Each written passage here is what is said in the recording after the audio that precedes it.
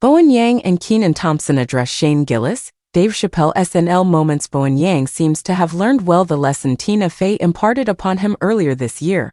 Authenticity is dangerous and expensive. Whatever personal problems he may have had with hosts and guests on Saturday Night Live this season, i.e., Dave Chappelle, Nikki Haley, and Shane Gillis, he's keeping those problems personal. In a new interview with Variety, both he and co-star Kenan Thompson elegantly sidestepped airing any true dirty laundry about the show's direction. First, they addressed Dave Chappelle randomly jumping on stage for the Goodnights of the Dakota Johnson-hosted episode, during which Chappelle did not appear. Yang clarified that he wasn't keeping his distance from the stand-up as some outlets reported, "I stand where I always stand on Goodnights." It was not a physical distance that anyone was creating, but he was confused in the moment, which Thompson also describes as jarring. However, as far as the controversy, as Thompson deems it, of the next two episodes with Haley and Gillis, Yang diplomatically said, "I'm going to give Lorne Michaels some credit to that meta-narrative. There's a story around the show now, and it's his show. He gets to do whatever he wants." In other words, don't blame the not ready for primetime players, blame the game master.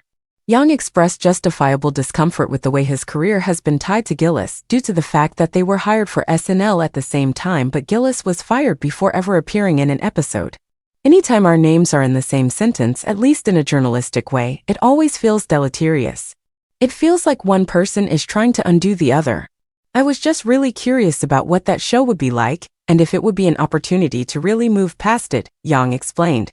"I think he and I have done enough things in our careers now to really not have that be the definitive beginning or the thing that casts a pall over everything else that we do going forward." Of course, though Gillis' star continued to rise without the platform of being an SNL cast member, he never fully quit the brand of problematic comedy that got him fired in the first place. That didn't stop Netflix from giving him a sitcom, but as Yang noted to Variety, comedy is subjective. Everybody is highly personal about what they find funny, so it's everyone's value systems meeting at the same time.